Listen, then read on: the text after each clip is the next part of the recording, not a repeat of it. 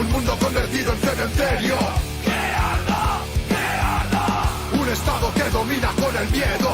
¡Que arda! ¡Que arda! Una ciudad sumergida en un infierno. ¡Que arda! ¡Que arda! Se haga la luz y que venga un mundo nuevo y un futuro mejor cuando se apagó el fuego.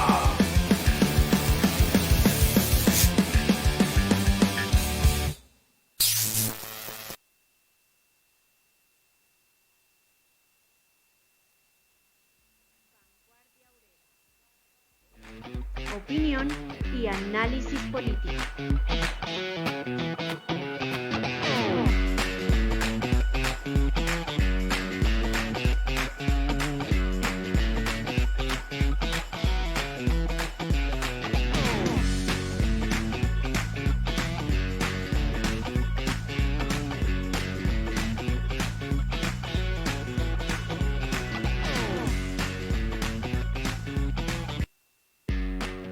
Vanguardia Obrera. Opinión y análisis político.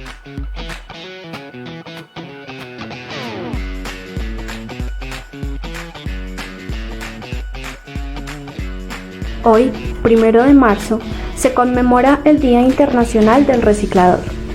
¿Cuál es el origen de esta importante fecha? ¿Cuál ha sido la trayectoria de lucha de los recicladores y cuáles son sus problemáticas el día de hoy?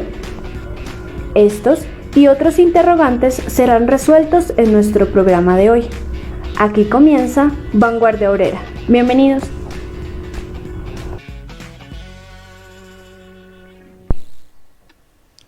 Buenas noches. Como de costumbre, mi fraternal, combativo y revolucionario saludo a toda la audiencia, igual al equipo técnico que hace posible esta transmisión. Bienvenidos.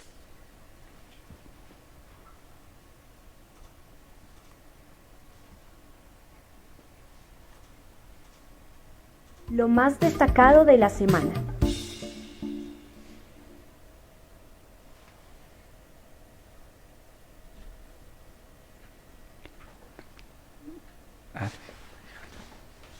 Bueno, a continuación damos paso a los principales sucesos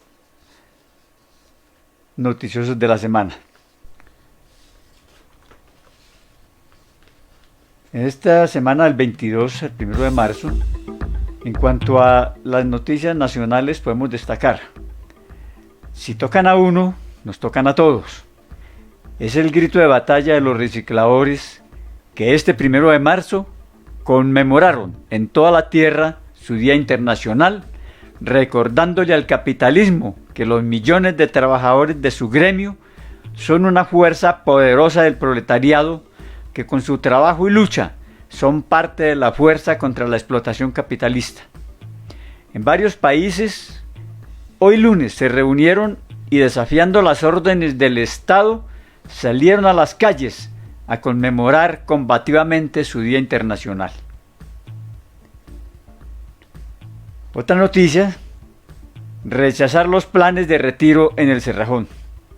Los capitalistas no iban a quedarse quietos después de lo obtenido con la huelga que valientemente los trabajadores desarrollaron durante 3 meses.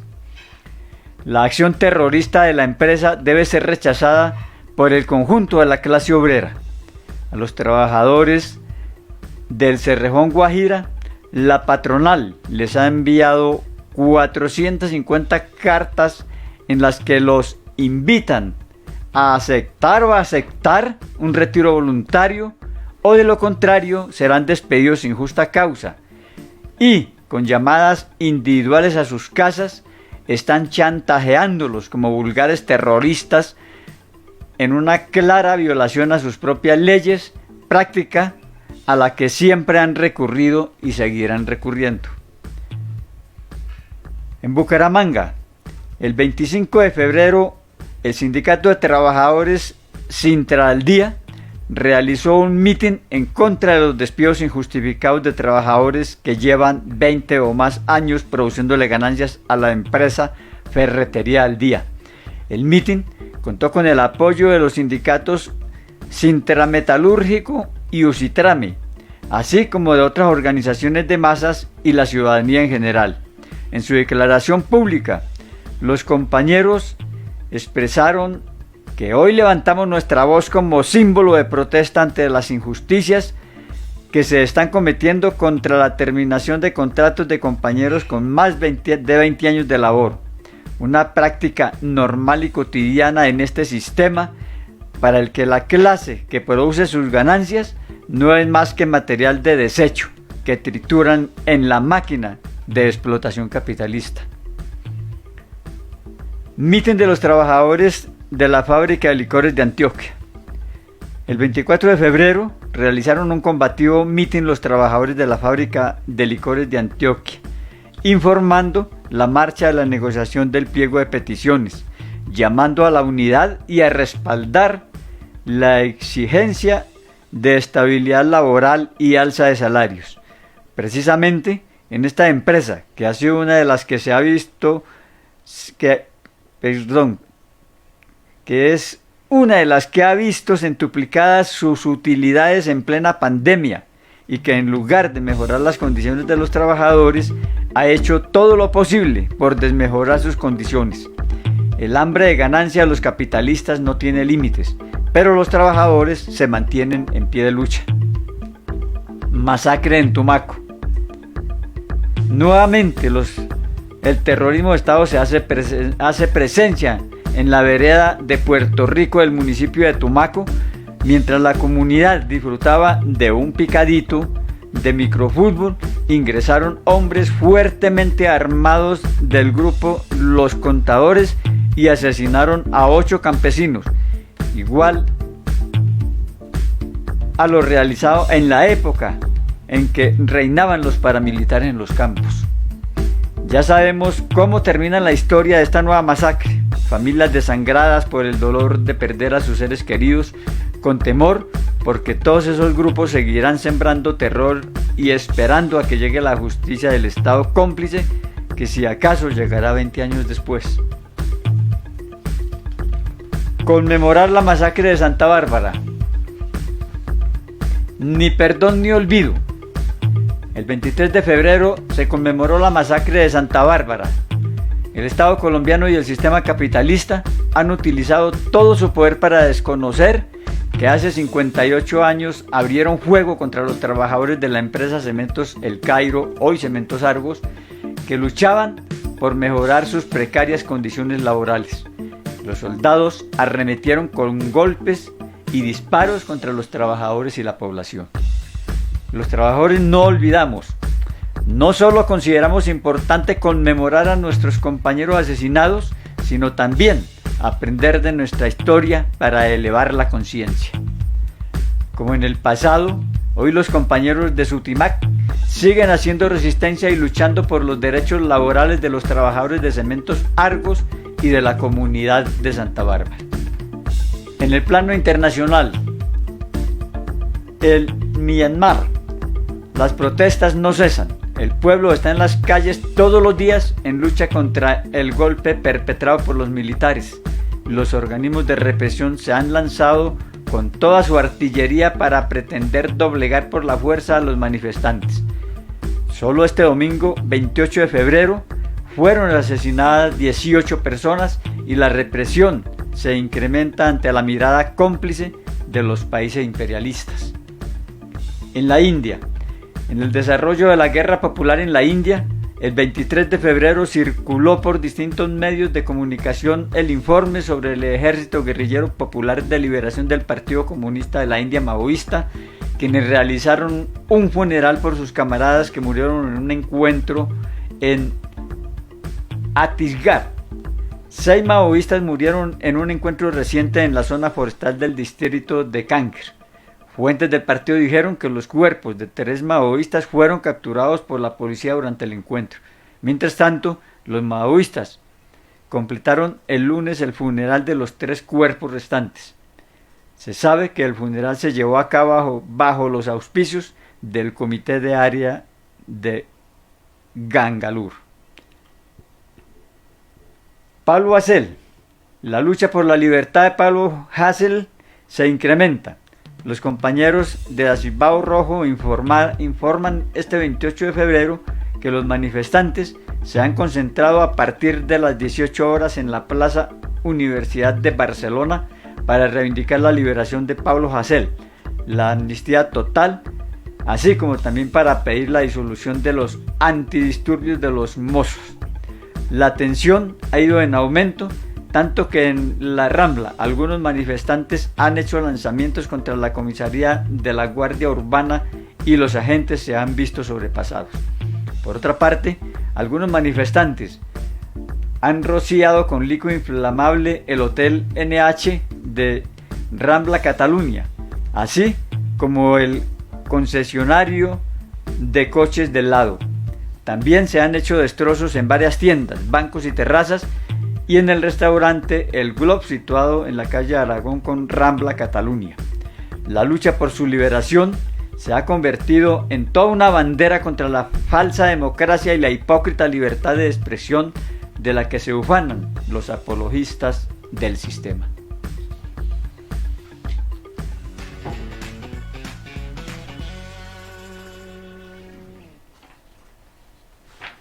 Compañeras y compañeros, hoy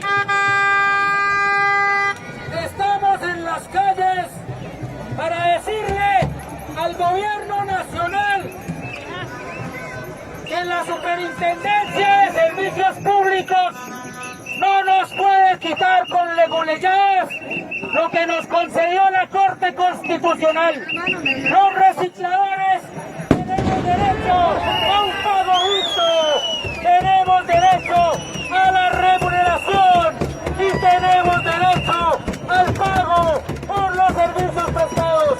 ¡Un aplauso, compañeros!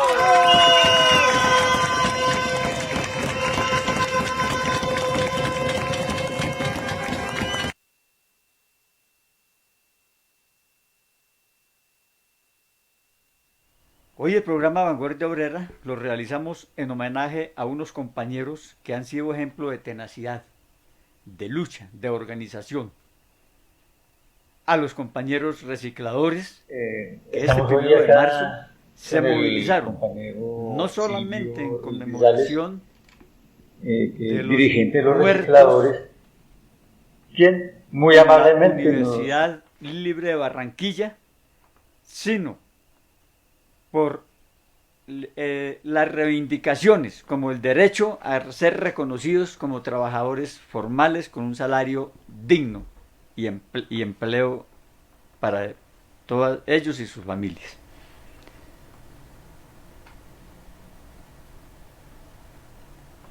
Esa conmemoración de su Día Internacional, aprobado en el 2008, en Colombia fue una movilización simultánea en la gran mayoría de las capitales departamentales y otras ciudades.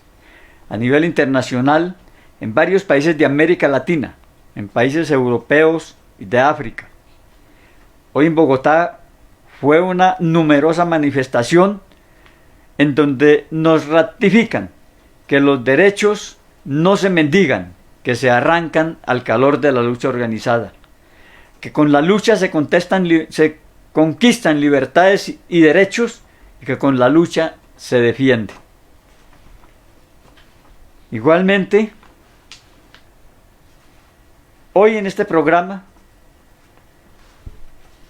vamos a pasar la entrevista que se le hizo a un compañero líder de los recicladores que muy amablemente aceptó esa entrevista.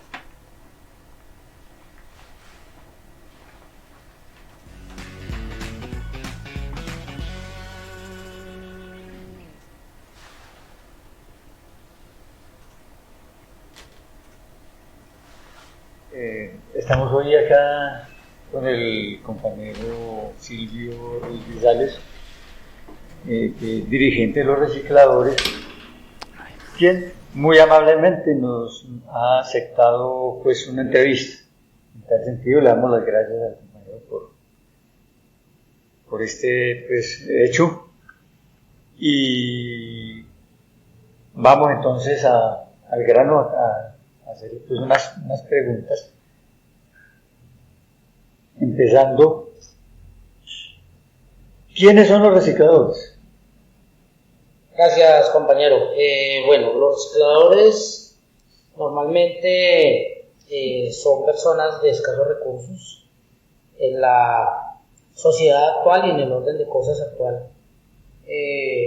Todos sabemos, hay lugar para unos pocos trabajadores, para unos pocos integrantes de las familias del proletariado y del campesinado para ocuparse de sus labores, de las labores productivas. El gran capital no alcanza a cobijar a toda la población, entonces siempre quedan excedentes que llaman, y socialmente también queda una gran cantidad de personas que denominan el ejército de reserva, pero que no es otra cosa que cantidades y cantidades de pobladores sin empleo, sin acceso a oportunidades, sin educación, sin posibilidades de integrarse, digamos, a la vida que debería tener toda la población. Y la economía formal hace parte, digamos, de uno de los colchones que abarca ese gran número de gente. Más del 60% de la economía mundial se mueve por la economía informal. Y por economía informal podemos hablar pues de todo lo que se nos ocurre a nosotros, vendedores ambulantes, la gente que se para en los semáforos, la gente que trabaja en las plazas de mercado, los que venden comidas ambulantes, es decir, cantidad de trabajos y de profesiones que se consideran economía informal, incluso muchísimos trabajadores del hogar y de la construcción, recolectores de cosechas también, que solo nos ocupan unos días o unos meses al año, hacen parte de ese gran número de la economía informal. Dentro de esa gran población, unas personas que tampoco tuvieron las oportunidades encontraron en las basuras una posibilidad de encontrar un sustento de supervivencia, básicamente. Entonces se metieron a los ríos, quebradas y botaderos para buscar desde allí el sustento, y ese sustento lo logran de varias formas. Una de ellas es buscando comida para alimentarse, porque hay gente que carece de recursos económicos, entonces tiene que buscar la comida que otros botan para alimentarse o para llevar a sus casas. Abrigo también, ¿sí? Ropa y cosas para construir sus ranchos, materiales de construcción que sobran también para construir sus viviendas, y desde hace más o menos unos 80 años algunas industrias le han dado valor a algunos materiales que están en los residuos para abaratar costos de producción contra la materia prima, y le han dado un valor entonces a algunos productos en la basura. Entonces los recicladores básicamente extraen de los residuos de la sociedad algunos materiales que pueden llevar a la venta a través de unas cadenas, digamos, de comercialización y de intermediación, que posteriormente llegan a la industria y de ahí obtener un salario, no, un ingreso básico, lo que hemos denominado en Colombia un mínimo vital, ¿sí? Lo básico para que un ser humano no se muera de hambre, ¿no?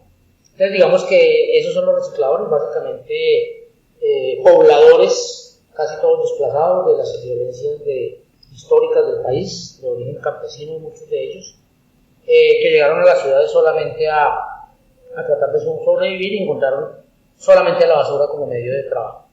Esto se ha convertido en una profesión a lo largo del tiempo. Ya en Colombia la profesión lleva más de 80 años de ejercerse, y se ha venido organizando desde hace unos 40 años más o menos. Y se ha organizado, ¿por qué? Porque inicialmente hubo persecución en los botaderos, hubo matanzas, hubo limpieza social para el sector de los recicladores, hubo muchísima violencia y obligó a que los recicladores tuvieran que organizarse para defender su vida, básicamente.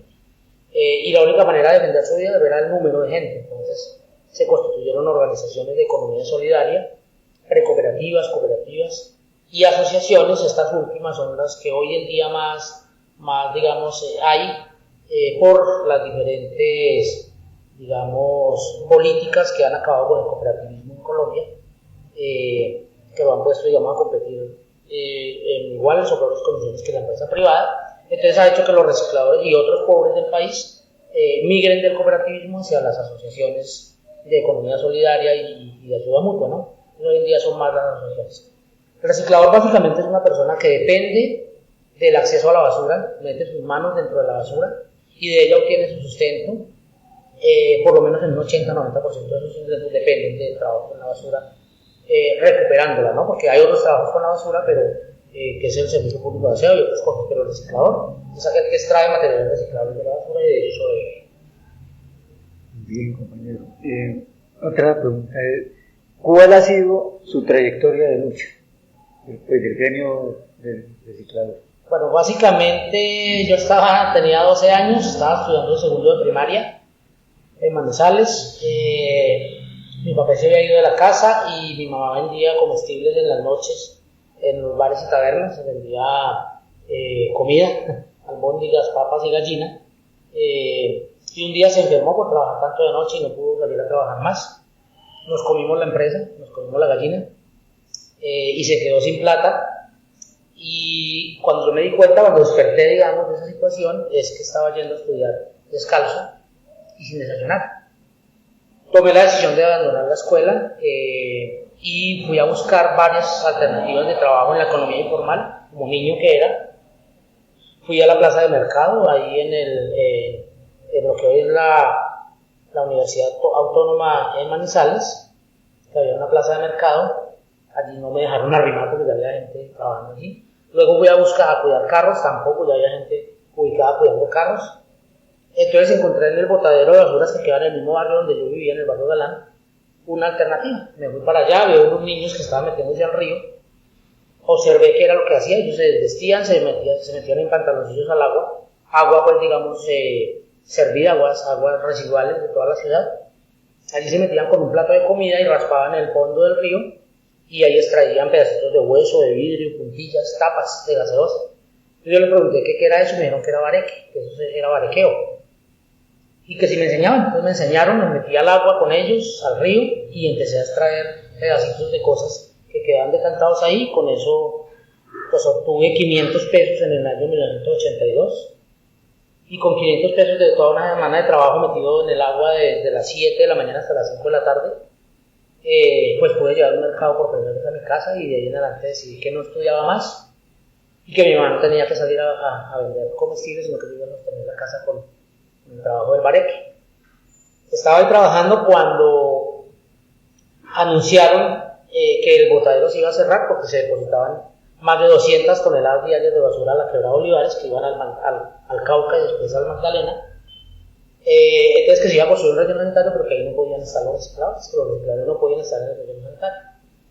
Esto motivó pues una gran algarabía para nosotros los recicladores del botadero Olivares, hizo que hiciéramos una reunión, una gran asamblea popular, y decidimos que íbamos a hacer una protesta y que íbamos a hacer una organización. Entonces hicimos una precooperativa, hicimos la precooperativa Prosperar y bueno, empezamos a trabajar ahí. Luego me nombraron a mí en el comité de educación porque ya juntaba algunas letras, entonces sacamos un periódico, un boletincito, se llamaba Próspero Papelito, y ahí pues juntábamos letras y mandábamos a fotocopiar y hacíamos la carátula con screen y entregábamos cada mes un pequeño boletín a los recicladores de toda la ciudad. Luego, cuando me pensé, me nombraron como representante legal, gerente de la cooperativa con 17 años. Me puse a estudiar nocturna, terminé el quinto de primaria en la nocturna y cuando ya iba pues, a empezar el bachillerato me nombraron en la Asociación Nacional de Recicladores y me tocó venirme de Manizales para Bogotá. Viví un tiempo en la cooperativa del Porvenir, en la zona del Cartucho. Hay una cooperativa que dentro del Cartucho tenía una bodega. En el segundo piso de esa bodega había una familia y me dijeron venga para acá porque pues, no había plata para hotel, no había quien me recibiera, entonces solo me recibieron ahí.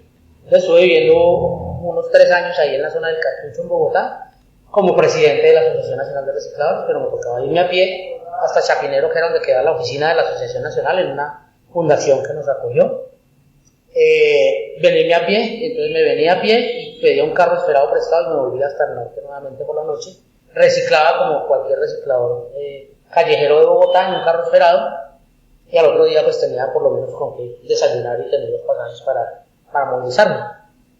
Así empecé, digamos, a formar con otros compañeros lo que es la Asociación Nacional de Recicladores, a viajar por el país y a tener pues lo que hoy en día tenemos, una organización con más de 100 asociaciones y cooperativas de base y que hace parte de la lucha de los recicladores ya en el continente y en el mundo, ¿no? ya tenemos la Red Latinoamericana y del Caribe de Recicladores, y tenemos la Alianza Global de Recicladores, que tiene contacto con recicladores de Asia, África, Europa, y todo pues, Latinoamérica y algunos recicladores de Norteamérica incluso.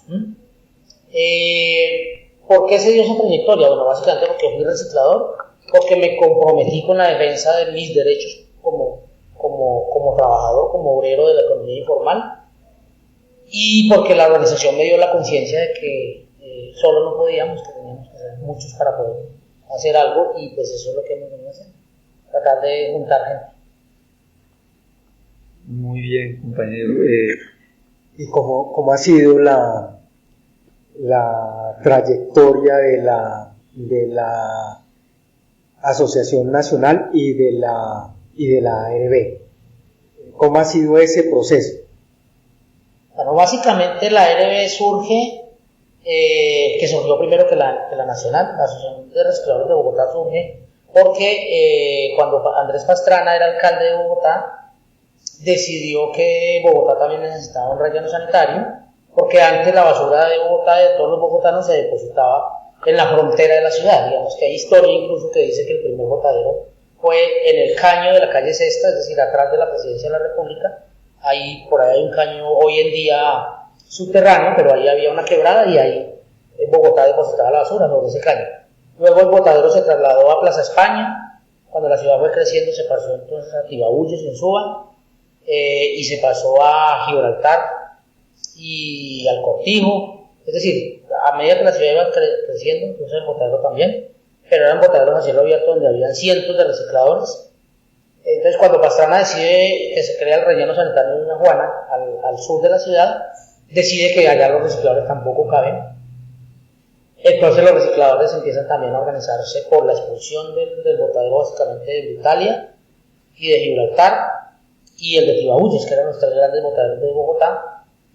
Deciden empezar a organizarse, y ahí surge unas cooperativas que fueron Nueva Granada, en Chapinero, que fue la organización de la Asociación de Recicladores de Italia, la cooperativa de recicladores Progresar también de Bosa, la cooperativa Rescatar y cooperativa El Porvenir de la zona del centro, de la zona del Cartucho y toda la zona de Mártires, y la cooperativa de recicladores del Triunfo de las Cruces. Esas tres organizaciones forman lo que es la Asociación de Recicladores de Bogotá, y con esa asociación y otras que venían surgiendo ya, la de Manizales y otras que venían un poquito antes, surge un primer encuentro nacional de recicladores, y de ahí se forman posteriormente la ARB y 2 años después la Asociación Nacional de Recicladores. Entonces, básicamente las organizaciones de recicladores surgen por el desplazamiento de políticas públicas que pretenden mejorar el medio ambiente, dejando de tirar la basura en el cielo abierto y a los cuerpos de agua, pero que no soluciona el problema social. Es decir, los seres humanos que se mueven en la basura no existen, son invisibles para los políticos. Por lo tanto, trazan alternativas técnicas, pero no económicas ni sociales para la población. Entonces, básicamente los recicladores son condenados a la miseria y a la delincuencia, porque debajo de la basura solo quedan cucarachas y ratas, y nosotros no podemos alimentarnos de cucarachas y ratas, nos toca seguir existiendo. Entonces por eso nos obligan a organizarnos. La Asociación Nacional de Recicladores surge básicamente después de la masacre de los recicladores. Ya venía organizándose una organización de carácter nacional, pero después de la masacre de los recicladores de Barranquilla, en la Universidad Libre de Barranquilla, toma muchísima más fuerza, y es donde se crea la Asociación Nacional de Recicladores. Surge por la lucha de los recicladores y por todo el exterminio y la limpieza social que había sobre los recicladores, porque eran considerados un problema. ¿Sí? El país estaba cruzado por 2 grandes problemas. Uno, el problema del consumo interno de psicotrópicos, del narcotráfico y de todas las drogas psicotrópicas, que hace que muchísima gente vaya a las calles por problemas de drogadicción, pero también por la pobreza extrema y la miseria. Se inundan las calles de habitantes de calle, que llamaban, y lo que hacen las fuerzas oscuras es simplemente matar al que se moviera en la basura, sin saber si era reciclador profesional, si tenía familia o no tenía familia, si era habitante de la calle, si era delincuente o no delincuente. Todo lo que se movía en la calle era objeto de masacre. Eso básicamente es el detonante de la Asociación Nacional de Recicladores. Bien, y como también tenemos, pues sabemos pues, de que los capitalistas los han querido echarle mano a la... Entonces, ¿cuál ha sido el interés por parte pues, de los capitalistas en este negocio? Bueno, básicamente ahora nombré a Andrés Pastrana, ¿no? Que no es el único político que llegó a ser después presidente de la República. Todo el mundo decía que él y Nora Payana de Pastrana tenían una empresa con los argentinos que se llamaba en su momento Lime, empresa metropolitana, hoy todavía existe esa empresa. Y otros políticos se unieron en lo que ellos sacaron en 1994, que fue la ley 142 del 94, que básicamente quitó de las manos de las empresas públicas y de los obreros públicos, de las secretarías de obras públicas y de las secretarías de medio ambiente, que todavía no existían, sobre todo las secretarías de obras públicas, el trabajo de la basura, ¿no? En Bogotá era la EDIS, la empresa distrital de aseo, que era pública, y en muchos otros municipios del país eran las secretarías de obras públicas las que hacían la recolección de la basura y llevaban esa basura a los sitios de disposición final, que eran las quebradas y los botaderos a cielo abierto, ¿no? Que ya nombré. Entonces ellos crean la ley 142. Esa ley de 142 básicamente, ¿qué es lo que dice? Que los servicios públicos deben ser garantizados por el Estado, pero pueden ser prestados por privados. Entonces básicamente hacen toda la apertura, creo que eso fue en el gobierno de Gaviria, ¿no? Hacen toda la apertura de los servicios públicos al capitalismo, digamos, internacional y nacional, y montan empresas, tanto de alcantarillado, de energía, de acueducto y sobre todo de aseo, y traspasan, digamos, esa función a empresas privadas. Se crea la tarifa. Antes eso salía de recursos del funcionamiento de los municipios. Entonces crean la tarifa para que todos los usuarios paguen el servicio que se les presta, y básicamente se crean ahí, digamos, grandes monopolios. Bogotá pues sufrió, digamos, una emergencia sanitaria en 1993-94, en donde la EDIS pues que fue desmantelada por dentro, es decir, desde arriba, con contratos compra de vehículos y de otra maquinaria que no funcionó. Acordémonos de lo que chanchullos, sí, de lo que hoy es la Biblioteca El Tintán. La Biblioteca El Tintán era una planta de transferencia que no funcionó, exacto. Entonces digamos que la quebraron por arriba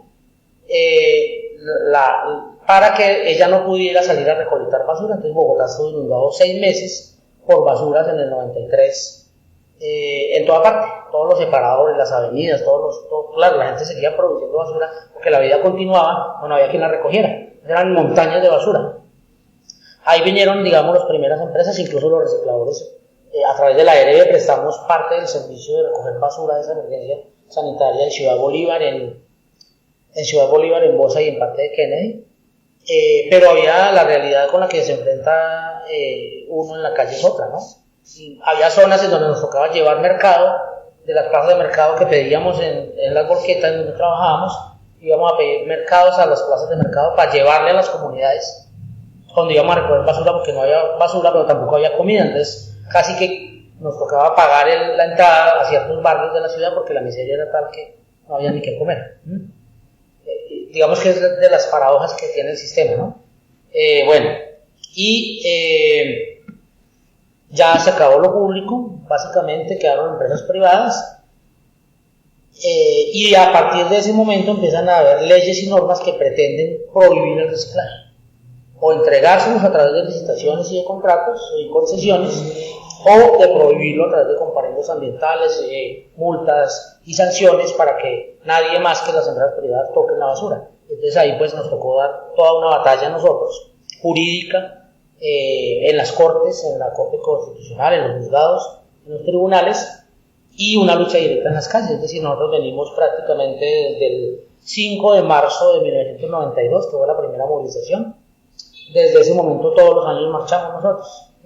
Es decir, siempre nos hemos movilizado, siempre el 1 de marzo lo impusimos a la fuerza. Luego el Congreso reconoció ese día y sacó la ley 511 de 1999 y hoy es ley de la República. Digamos que el 1 de marzo es Día Nacional del Reciclador, porque nosotros, a fuerza de marchar todos los 1 de marzo, conquistamos ese día.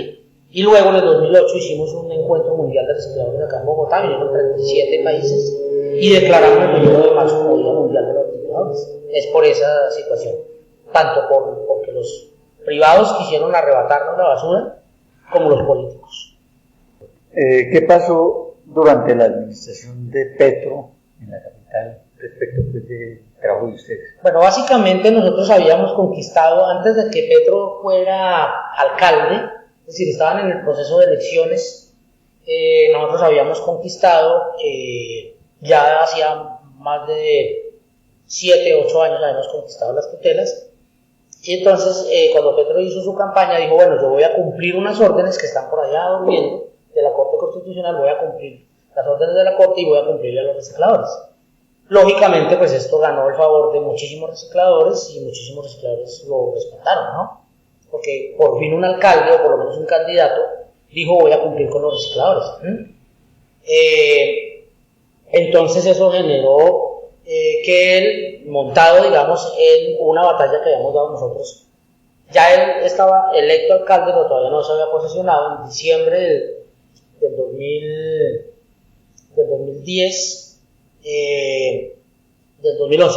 diciembre del 2011, nosotros tumbamos la licitación de aseo de Bogotá, que era una licitación internacional de más de 500 millones de dólares, porque esa licitación que iba a volver a entregarle a los privados la basura de Bogotá no tenía en cuenta los recicladores. Entonces nosotros acudimos a la Corte Constitucional, le dijimos, las órdenes que ustedes dieron en el 2003, se las piensan pasar por la galleta en el 2011, no quieren incluir a los recicladores, entonces la Corte frenó la licitación y luego la tumbó.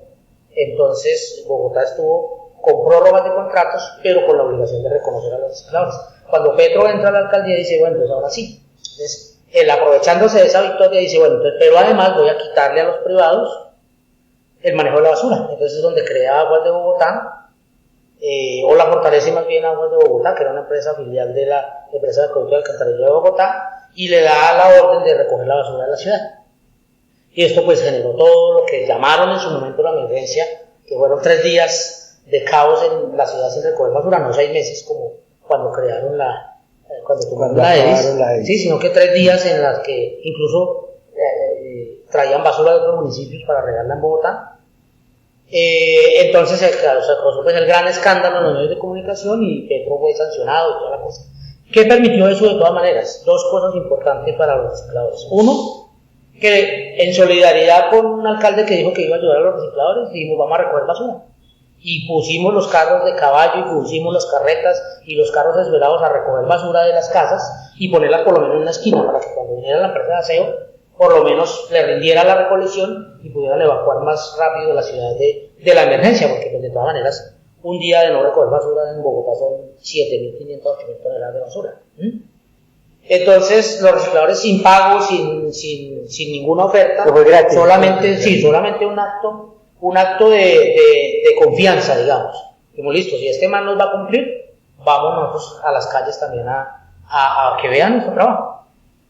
Bueno, eso permitió que cuando pudimos, digamos, hablar con el alcalde, no sin antes movilizarnos, porque aquí hay que aclarar que Petro no regaló nada. Petro se montó en la victoria de los recicladores, creó la empresa o el esquema de aseo público, es decir, le quitó a los privados los contratos, que además ya se vencían y todo por todo el proceso se vencían los contratos, simplemente no lo renovó y pues los recicladores tuvimos que marchar para que se acordara de esas promesas, ¿no? O sea, además de ayudarle a recoger la basura, tuvimos que marchar y de esas marchas conquistamos 2 cosas que son importantes. Uno, la sustitución de vehículos de tracción animal. Bogotá hasta el 2013 tenía carretas de caballos, los carretilleros, o los carreteros, o los horreros que llamaban. Sí, los horreros, las zorras de caballo. Nosotros conquistamos con movilización, nosotros nos tomamos la Plaza de Bolívar, no sin antes enfrentarnos en el camino con el ESMAD y con varios piquetes de policías, desde muy cerca donde estamos, desde la carrera 40, aquí en la vía ferrocarril, hasta la Plaza de Bolívar. Nos tocó, pelearnos el derecho a llegar a la Plaza de Bolívar. Llegamos, éramos más o menos unas 500 carretas de caballos, llegamos 400, sí, porque pues, por los organizadores con la policía varios tuvimos que desviarse, pero alcanzamos a llegar 400. Y en esa llegada por primera vez en Bogotá a la Plaza de Bolívar con las carretas de caballo organizados en una marcha muy aguerrida y de mucha confrontación, sentarnos a hablar, y ahí se conquistó el cambio sin deuda para los recicladores, a los carreteros, del caballo y la carreta por una chana, por un vehículo, de trabajo, un carrito de 700, 800 kilos de peso. Y la otra conquista es que empezamos a cobrar la tarifa del servicio de aseo del aprovechamiento. Cada tonelada que recogemos los recicladores, hoy en día se cobra una parte pequeña, pero se cobra de la tarifa de aseo, algo que hicimos gratis durante más de 70 años. Entonces se conquistó en el año 2013 el pago por la tarifa. Que eso ya era lo que había sancionado la Corte Constitucional. Desde el 2003 la Corte lo había sancionado, sino que los alcaldes subsiguientes se hicieron los locos. Durante 10 años nos estuvieron robando, pues.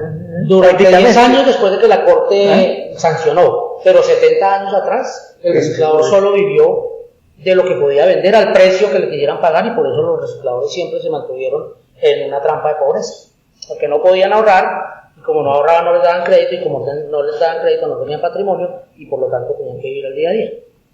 Por consiguiente, ¿eso encareció o no encareció el servicio de aseo?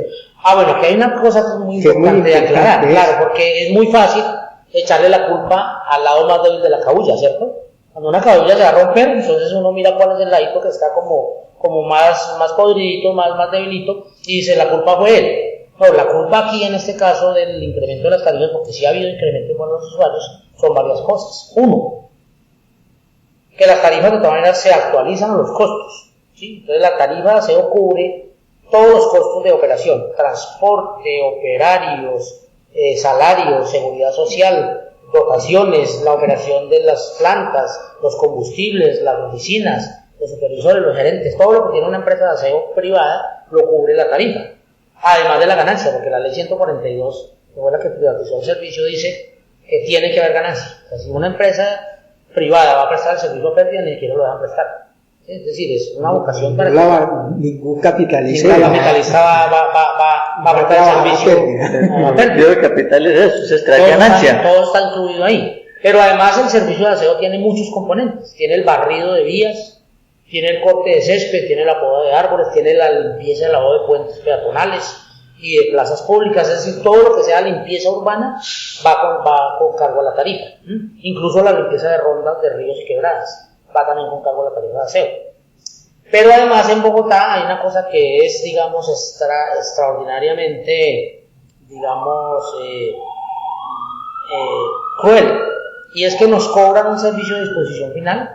En cada tonelada que llega al relleno sanitario, además de la recolección, también se paga la disposición final, porque es otra empresa privada la que opera la disposición final, pero además le autorizaron un incremento, creo que del 45% del costo de la disposición final, porque iban a montar unas plantas de tratamiento del lixiviado que no han montado, pero que sí nos están cobrando la tarifa.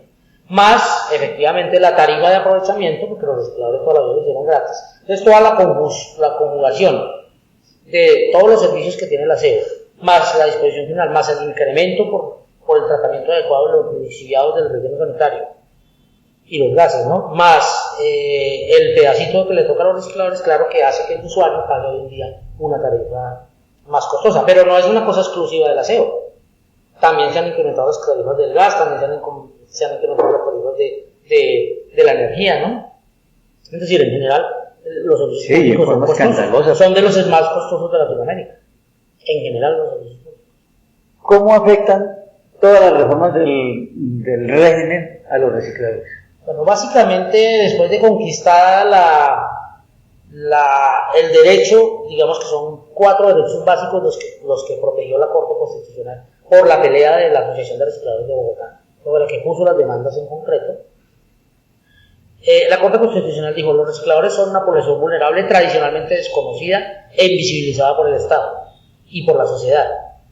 Los recicladores tienen derecho al mínimo vital y el mínimo vital tiene relación directa con el acceso cierto y seguro a la basura. Es decir, si al reciclador le quitan el acceso a la basura, es como si al campesino le quitaran la tierra o al pescador la atarraya, ¿sí?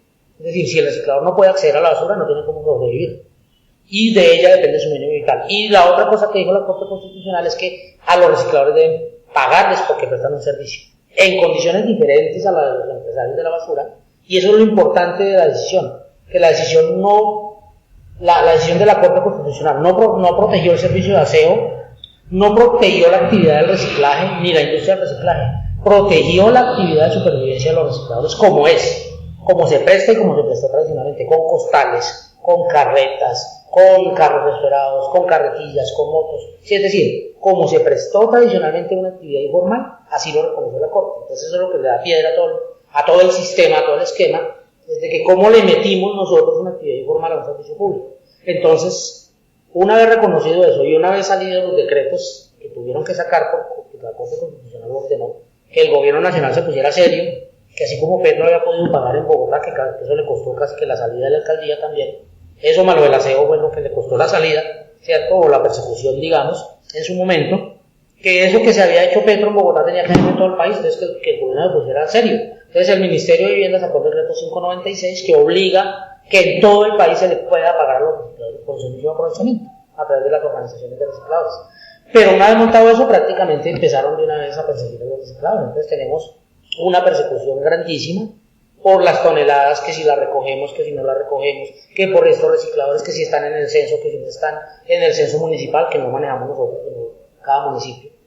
Que si sacaron chatarra, que si no sacaron chatarra, que si papel, que si no papel, que si plástico. Es decir, incluso ya llegaron desde diciembre del año pasado a cumplir una amenaza que era empezar a solicitar a las organizaciones de recicladores que reversaran, es decir, que bajaran facturas de material que ya se ha comercializado para no pagarlas. ¿Sí? Digamos, usted monta 10 facturas y a la superintendencia le parece que 2 de esas no, entonces le dicen revérselas. Entonces es un servicio que usted ya prestó como reciclador, que usted como organización ya comercializó, que a la DIAN ya le pasó los impuestos de esa factura, que ya es una obligación tributaria, pero que de la noche a la mañana la superintendencia no la reconoce. Entonces usted le queda viendo a los recicladores una parte de la tarifa de un servicio que ya prestaron, porque lo prestaron meses atrás, y usted queda como organización colgado económicamente. Y de ahí pasaron a congelar o a retener las toneladas de todo un mes, que es lo que hicieron en enero. Varias horas de año. Hay más o menos 535 empresas registradas en la Superintendencia de Servicios Públicos en el país, y a 225 le suspendieron el cargo de enero. Es decir, es una cacería de brujas. Están tirando a todo el mundo a ver si calan o no calan, diciéndole a que los recicladores, con unos estudios de hace más de 10 años de caracterizaciones de basura, que nunca tuvieron en cuenta el trabajo de los recicladores, porque se hacían en rellenos sanitarios y en sitios en donde el reciclaje de los recicladores nunca llegó, porque si llega al botadero pues ya el reciclador no puede entrar. Con estudios, digamos, no amañados, pero no estudios, digamos, que tengan la realidad de qué pasa con las basuras en el país, están diciendo que los recicladores estamos engañando el sistema, prácticamente. Entonces, ¿qué es? Pues una guerra contra los recicladores, es quitarnos por vía de la supervisión y el control de la superintendencia lo que ganamos con más de 80 años de trabajo y con lo que ganamos en los estados judiciales. Esa es la guerra de hoy en día. Y ese es el regalo, y esa es la solución en tiempos de pandemia. Bueno, además de eso, ¿no? Nos tocó pelearnos a partir de marzo, después de la marcha del 1 de marzo del año pasado, que fue prácticamente el último evento masivo en el país. Después del 1 de marzo del año pasado, cuando llegó lo de la pandemia, pelearnos por más de un mes el derecho a seguir estando en las calles, porque seguía estando en la calle la empresa de aseo, la policía, los médicos, los transportadores que transportaban alimentos siguieron estando en la calle, y querían que los recicladores, porque olían a basura y porque estaban con un carro esperado, no podían estar en la calle. Entonces nos tocó darnos un combate para que nos reconocieran como prestadores del servicio público, que somos ya, que ya hay una ley, ya hay sentencias de la Corte, sino que ahora también entonces dicen que lo que estamos recogiendo no existe. Pero de todas maneras, entonces lo de la pandemia les afectó de una forma pues grande. Claro, muy grande, primero porque, pues, como todo, los viejos recicladores mayores de edad no pudieron salir a la calle. Usted sabe que los recicladores nunca pagaron seguridad social, nunca abonaron a la salud, ni a los servicios profesionales, ni a la pensión. Entonces los viejos recicladores se van a morir pobres y enfermos y abandonados porque nunca aportaron, porque están en la economía informal, vivían al día a día o sobrevivían al día a día, pues nunca tuvieron recursos ni un patrón para aportar, ni un salario para aportar a la seguridad social. Y cuando salen los decretos y dicen los viejos no pueden salir a la calle, pues los viejos se tienen que quedar en la casa, que no la policía los lleva para la OPJ, ¿no? Entonces los viejos en las casas sin ingresos, los recicladores perseguidos, las bodegas cerradas por la policía y por las alcaldías locales. Es una persecución, una cacería de brujas en la que nos tocó enfrentarnos el mes de marzo y abril del año pasado. Fueron 2 meses de confrontación directa en las calles para ganarnos otra vez el derecho de estar en las calles. Pero además nos obligó a los que estábamos trabajando, los que podíamos salir, digamos, dejando de un lado el miedo a la pandemia y a la contaminación, o esperanzados en que tantos años trabajando en medio de la basura tuviéramos anticuerpos que nos permitiera soportar por lo menos este virus, ¿cierto? O simplemente con los ojos cerrados, para adelante, recoger no solo para nosotros, sino para los viejos que estaban sin poder trabajar y para otras comunidades. Hicimos varias jornadas de solidaridad, de recolección de mercados, de ropa, de artículos de aseo, de guantes y de todo para ir a ayudar a las comunidades más pobres de todo el país, ¿no? Porque logramos juntar una plata para pagar unos arriendos de emergencia, porque la gente estaba ya empezando a tirar a la gente a la calle porque no tenían que pagar los arriendos, ¿no? Entonces, esa realidad nos tocó enfrentarla a nosotros, porque las ayudas del Estado y todas las ayudas que prometían, pues se demoraban siglos en llegar, o no llegaban. Sí, es algo pues digno de admirar, pues en ustedes, una agremiación pues de gente que tanto la han despreciado, el mismo pueblo, los gobernantes y todo, que hayan dado pues esa solidaridad que es tan valiosa para ellos. Yo creo que la conciencia de clase hace que no solo los recicladores, yo creo que hace que uno se acomode un poquito de su estado de confort, o de aparente confort, ¿no? Porque ese es otro engaño, ¿no? Creemos, porque la televisión nos dice que todos somos habitantes del país más feliz del mundo y que todo aquí está muy bien, ¿no? Pero esas situaciones de emergencia hacen que uno saque la casta y lo obliga a salirse de su zona de confort y pensar en el otro, ¿no? Bueno, ¿cuál es la problemática específica pues que continúa? Bueno, básicamente las amenazas, como dije, son varias. Uno, una vez que los recicladores conquistamos la tarifa y el derecho del servicio, grandes empresas, grandes multinacionales, ahora sí vieron el reciclaje importante. Entonces, hoy en día estamos compitiendo los recicladores de base, nuestras organizaciones solidarias, con grandes empresas en todo el país, ¿sí? Porque ahora hay tarifa más el valor del reciclaje, ¿cierto? Ahora sí les interesa. 2, porque no quieren ver recicladores en la calle, es decir, el modelo de sociedad que ellos quieren, que ellos buscan, es una sociedad en donde no haya nadie en la calle ni pidiendo limosna, ni vendiendo chicles, ni lustrando zapatos, ni limpiando vidrios, ni esculcando las bolsas de la basura, ¿cierto? Ese es el modelo de sociedad que pretenden los dueños del capital. Y como nosotros nos atravesamos ahí como palo en la rueda para ellos, y dijimos, no, es que los recicladores estábamos desde antes que se privatizara el servicio de aseo y vamos a seguir estando. Entonces, claro, somos un común, entonces a ellos nos quieren sacar por eso. 2, el tema de la tarifa de cortarnos el derecho de reciclar, limitarnos la cantidad de kilos. Imagínese usted una familia que sale a las 5 de la madrugada sin un peso en el bolsillo. Que le digan en la organización, no, es que la superintendencia dijo que usted no puede tener sino 2 kilos de este material y 5 kilos de esto, entonces que deja al otro, lo botan, aunque lo hace, ¿sí? O lo recoge y no lo puede cobrar. A la empresa de aseo le pagan hasta la risa, ¿sí? Es decir, le pagan todo. A ellos les pagan por kilómetro recorrido, o por tonelada recogida, o por metro barrido o cortado. A los recicladores no les pagan ni siquiera por usuario atendido, ni por kilómetro corrido, ni por horas trabajadas, sino solamente por lo que se vende con una factura. Es decir, yo puedo recoger 100 toneladas como organización y no le presté sino vender 30 de más, solo puedo cobrar 30, aunque le presté el servicio a 100, ¿sí? Porque el esquema está para nosotros, está así, está en contra de que podamos de verdad progresar y de verdad salir adelante, no solo como organizaciones, sino como familias. ¿sí? El deber ser de un trabajador es que con fruto de su trabajo progrese, prospere, eche para adelante, tenga una vivienda digna, tenga condiciones de salud, tenga condiciones de educación, tenga condiciones de una vejez asegurada, tenga condiciones para sacar a su familia a un parque, irse un día para una piscina, gracias al fruto de su trabajo, no por limosnas de nadie, sino como fruto de su trabajo. Pero eso es lo que no quieren que los recicladores subamos hasta esos escalones. ¿Sí? Quieren mantenernos siempre en la línea de pobreza. Sí, hay toda unas barreras que colocan que hacen imposible que los recicladores puedan acceder a esos beneficios. ¿Cuál es el llamado que les hace a los demás trabajadores y al pueblo? Bueno, el primer llamado es este, ¿no? O sea, organizarnos con conciencia, organizarnos con la conciencia de que solamente la organización, la fuerza, la suma de voluntades y la suma de hombres y mujeres pueden generar los cambios. La organización es la vía, pero no cualquier organización. Es una organización en donde las bases tengan el control, tomen las decisiones, en donde los dirigentes sean servidores de las bases, estén disponibles tanto sus puestos como su voluntad, lo que decían las bases. Que los representantes, los líderes o los administradores de esas organizaciones de las bases no hablen y no negocien si no cuentan con ellos.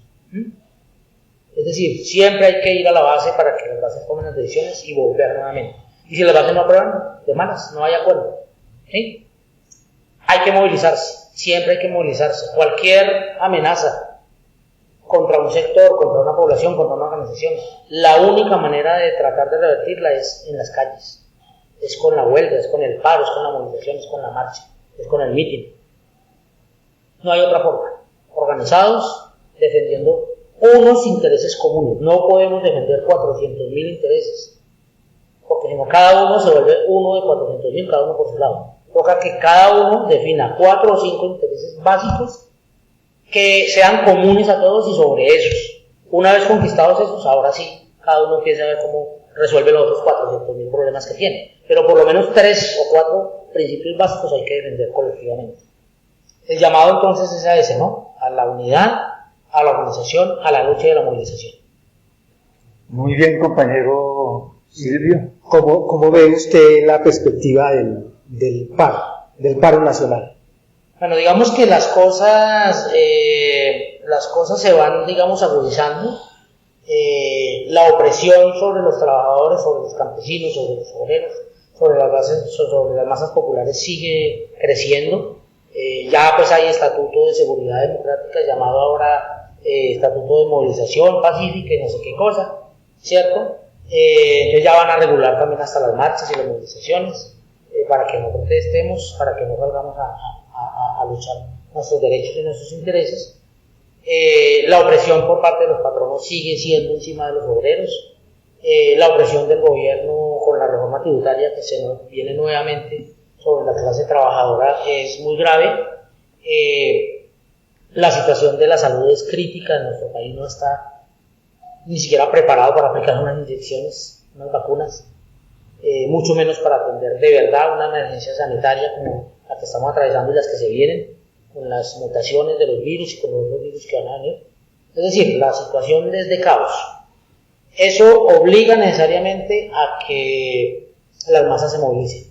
De esas movilizaciones parciales individuales a un paro, es muy necesario que los dirigentes sindicales, que las bases sindicales, que los obreros tomen la iniciativa y asuman el control de sus organizaciones. Son los obreros los que tienen que subir a las directivas, son los obreros que tienen que tomarse en las juntas directivas y las presidencias de los sindicatos. No podemos esperar que los que hoy están en la cúpula, por ejemplo, de las centrales obreras y de los grandes sindicatos, renuncien de buena fe. El llamado es a los obreros de base. No podemos esperar que los que están arriba nos cedan un pedacito de poder, una pizca. Nos toca es tomárnosla. Eso tiene que hacerse con asambleas obrero-populares, tiene que hacerse con las asambleas. Ahorita que entramos en asambleas de organizaciones, marzo y abril son los meses de las asambleas de los sindicatos y de las organizaciones. Ahí es donde nos toca tomarnos el poder. Y el poder toca empezar a tomárnoslo por nuestras organizaciones de base. Si no nos tomamos el poder de nuestra organización de base, no esperemos a que los que están arriba no sean el poder. Y es con la movilización, el paro se hace parando la producción, parando los días, parando lo que haya que parar para poder que cambie esto, porque de aquí a que nos pongan cadenas estamos solamente a un paso. ¿Qué posibilidades ve de hacer un encuentro nacional en estos momentos? ¿Es posible? ¿Es conveniente?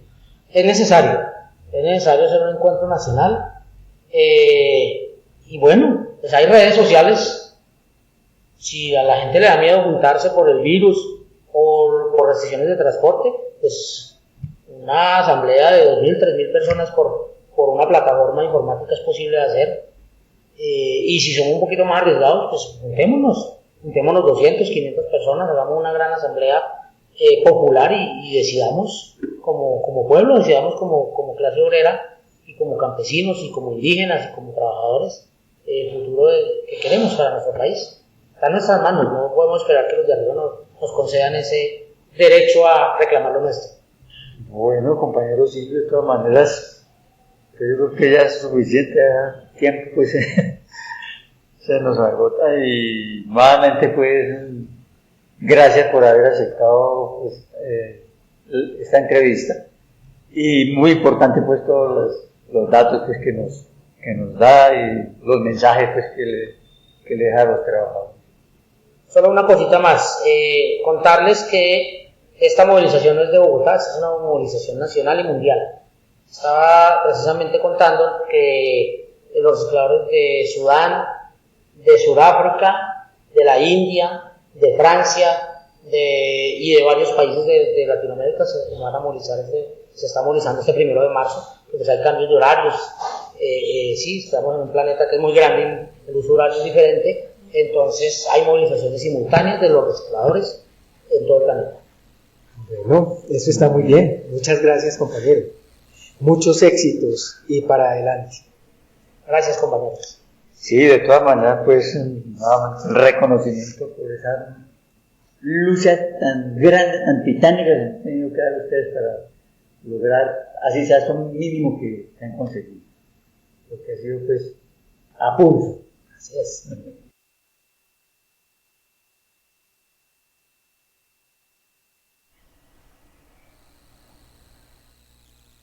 A las familias que viven de la basura ajena.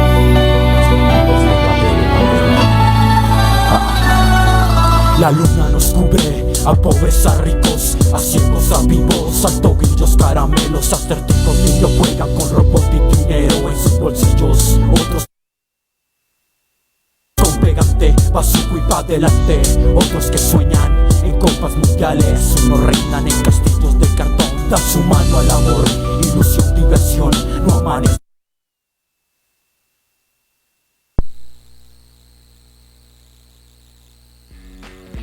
La razón, te levantas y observas tu reino divino. Tu mamá, tu papá son reyes benditos. Tu amiga es muñeca sin ojos.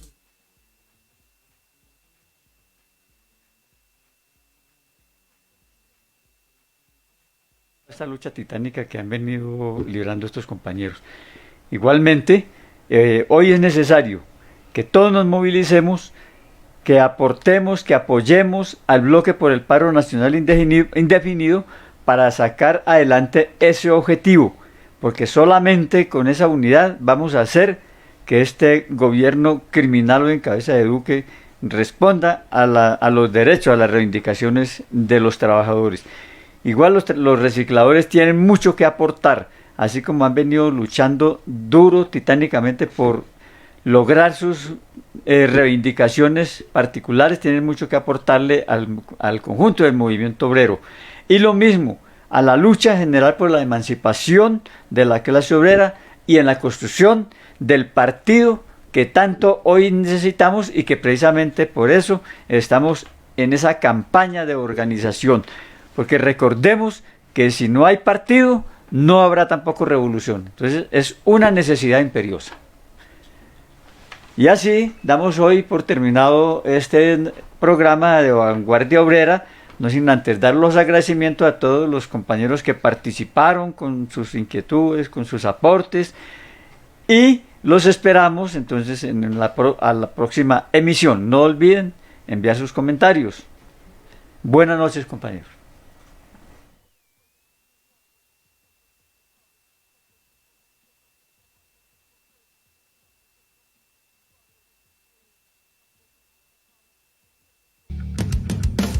Un mundo convertido en cementerio. ¡Que arda! ¡Que arda! Un estado que domina con el miedo. ¡Que arda! ¡Que arda! Una ciudad sumergida en un infierno. ¡Que arda! ¡Que arda! Se haga la luz y que venga un mundo nuevo y un futuro mejor cuando se apagó el fuego.